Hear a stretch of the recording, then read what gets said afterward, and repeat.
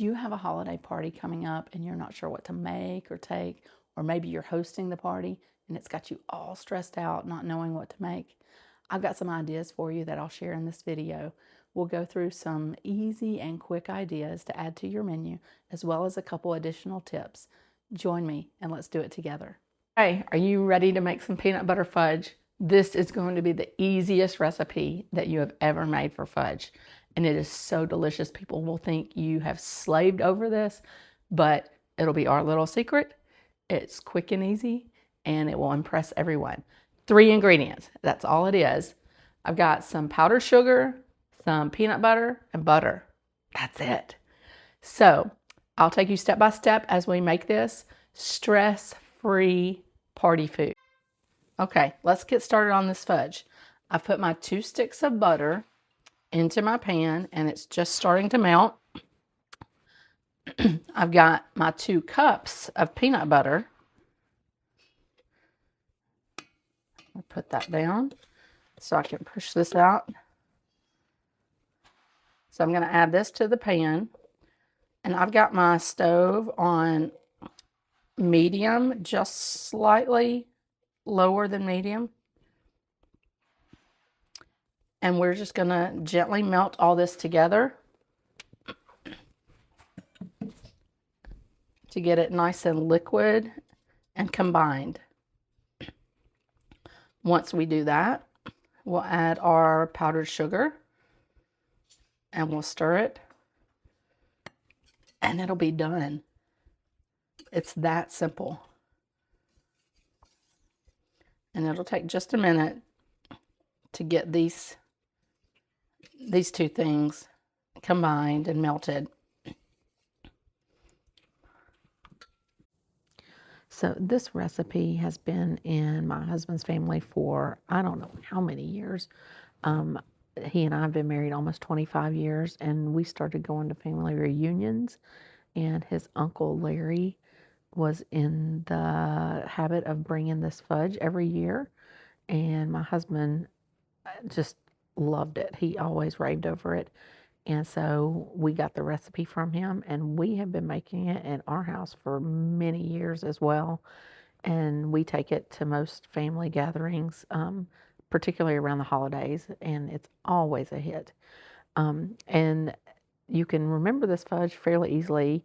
The ingredients and measurements are 1, 2, 3. So you have 1 cup of butter, 2 cups of peanut butter, and 3 cups of powdered sugar. And in my original video, I show you how I like to sift the powdered sugar. It's not necessary. The fudge will come out just fine. The sifting just lightens things up and kind of ensures that you don't get those little clumps or lumps of powdered sugar that could sometimes hang around and stay in the fudge. But the fudge is wonderful either way. Let's face it, sometimes we don't have time for all of that, and you do it however you need to do it.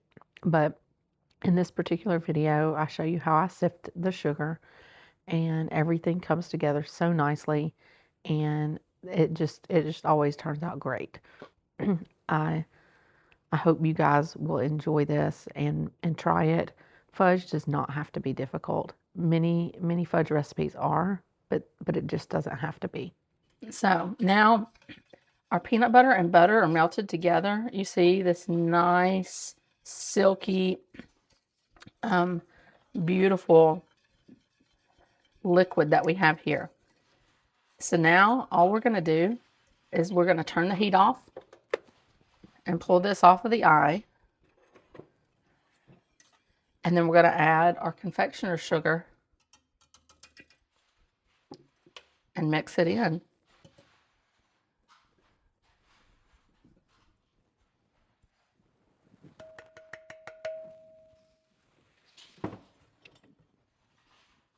Now, once you get to this point, you want to mix pretty quickly. Obviously, you want to be careful to not spill your sugar because it will tend to spill pretty easily. So just gently fold it in, and once you get a little bit of it folded in, it'll be easier to stir without spilling.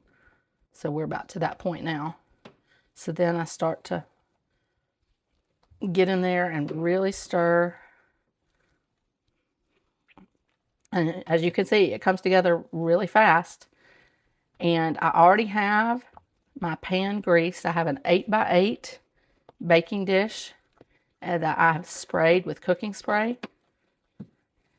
And once I get everything combined, you want to give it a quick stir just to make sure everything's nice and smooth.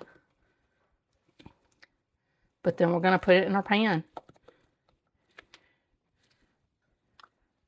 Okay, I think we're good. Let's get the pan over here.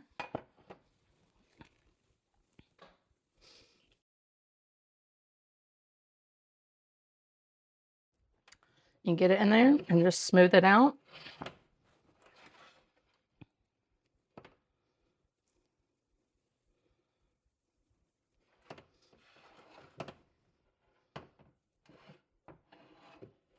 And there you have it.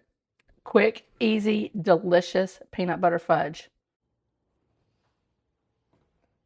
Okay, now I'm going to put together some spiced tea for our party tonight. I have 1 quart of tea steeped here in the pot. So I'm just going to take that tea bag out. To this, we're going to add 2 cups of cranberry juice.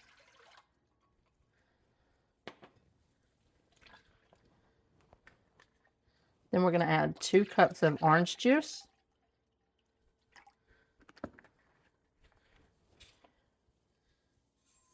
There we go. We're going to add a 1/2 gallon of apple juice or apple cider, but I've got apple juice.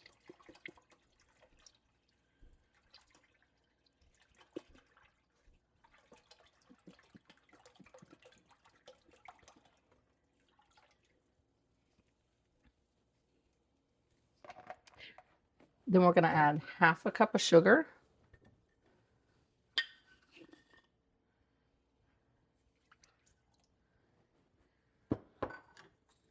I've got 12 whole cloves that we're going to add.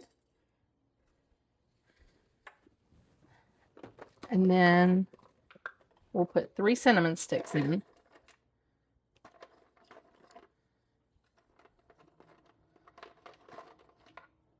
There we go. And I'm going to stir this to combine everything really good. And we'll heat this up nice and slow. And it's going to make the house smell great. And it's going to taste delicious. Now, before we serve it, I'm going to pull out the cinnamon sticks and the cloves so nobody gets one in their cup. But that's all there is to this. And it makes for a great drink at the holiday. Okay, let's put together some crock pot meatballs. This is an incredibly easy dish. Start with a frozen bag of meatballs. I have a 48-ounce bag, 3 pounds. And you just dump that in your crock pot. And then the sauce is a jar of chili sauce. This is a 12-ounce jar.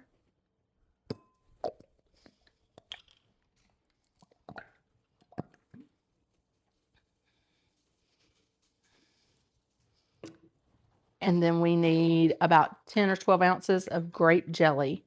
And I'm just going to eyeball it. This is a 30-ounce jar. So I'm going to get out about 1/3 of it.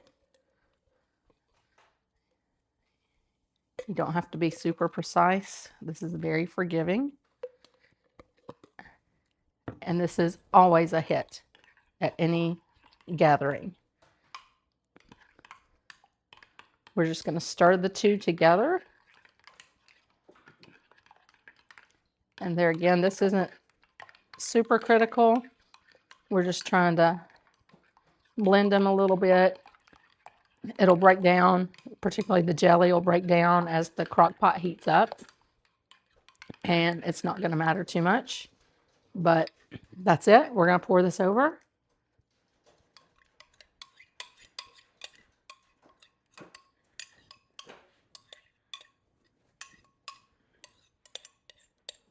Get all of that out.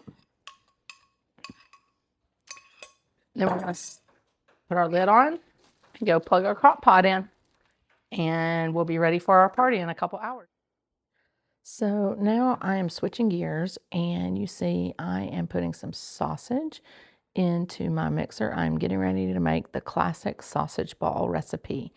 For those who aren't familiar with it, it is 1 pound of raw breakfast sausage, 2 cups of shredded cheddar cheese, and I use 2.5 cups of Bisquick. I got these measurements. I got this specific recipe from a good friend, Alicia, many years ago, and have been using it for years, and we just love it. I know there are lots of variations of this recipe I've seen out there. Some with, I think, cream cheese. I've seen some with like a little bit of milk in the recipe, maybe some other variations. And I've never tried any. I'm sure they're delicious. If you've made one, feel free to comment and tell me about it. I would love to hear from you and perhaps try it myself.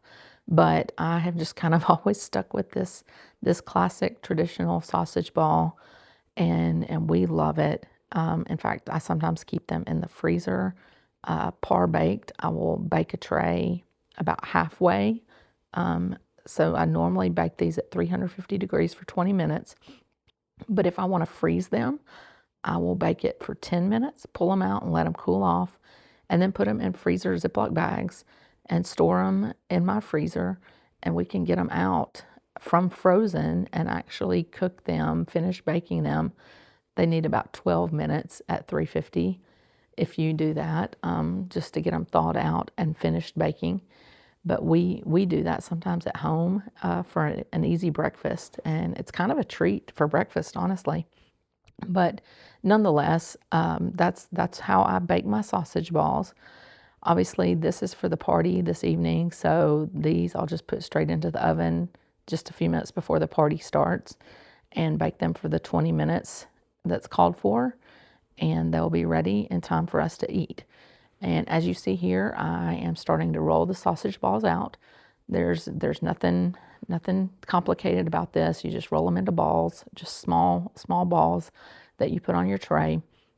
I know a lot of people don't really care to get their hands into raw meat, and so I've actually seen a friend that's done this with a couple spoons. She just spoons them out, and you could probably use a cookie scoop as well. I've not done that.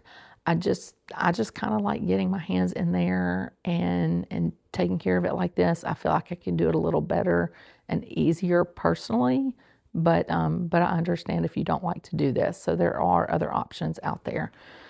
Just so you know, this rolling the balls out, as you see here, this is probably the most time-consuming thing I did all day today. And it took me less than 20 minutes. Probably rolling the balls took about 15 minutes. And this was the most time-consuming thing. The foods that I chose to make for this party are so easy and stress-free, and that's part of why I chose them. I want to enjoy the parties that I host, and I do that better. I enjoy them more when I have simpler foods, low work, low stress preparations, and these foods, I spent less than an hour on all of these combined. Everything that you've seen in this video, from the fudge to the crock pot meatballs to the spiced tea, and now these sausage balls.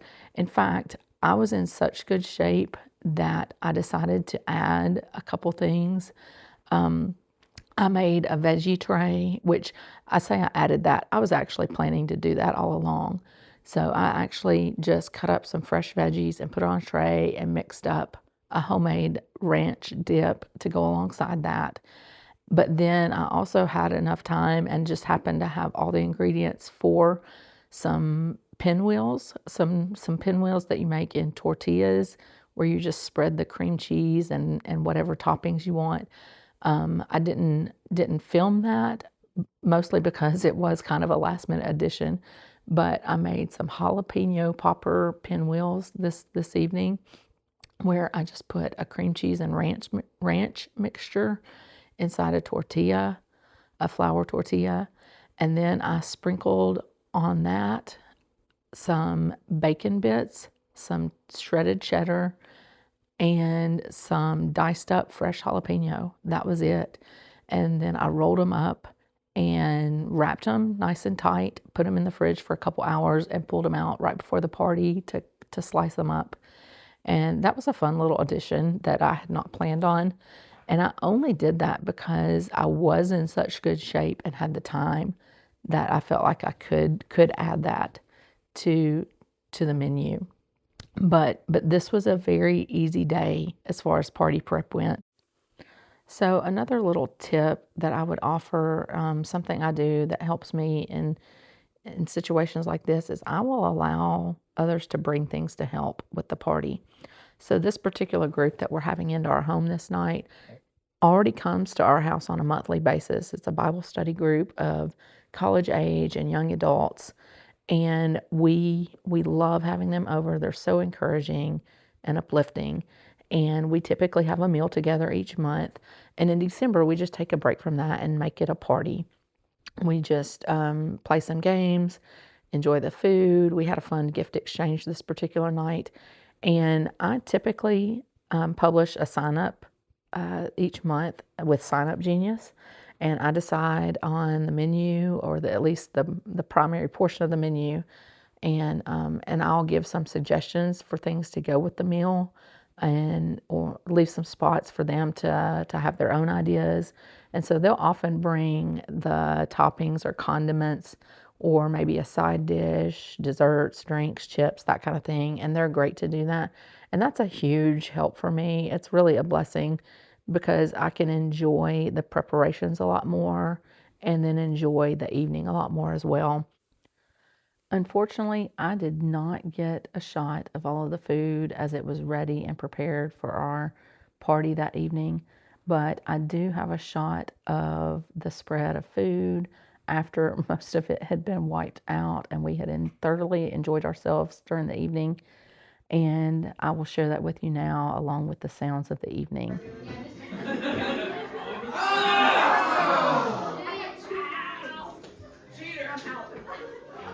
Imagine getting out. Imagine getting 0 points. Brown getting out. 0 points is pretty crazy. Started with nothing. Zero. Wow. Yeah. So us two. Which week? I thought you wanted to.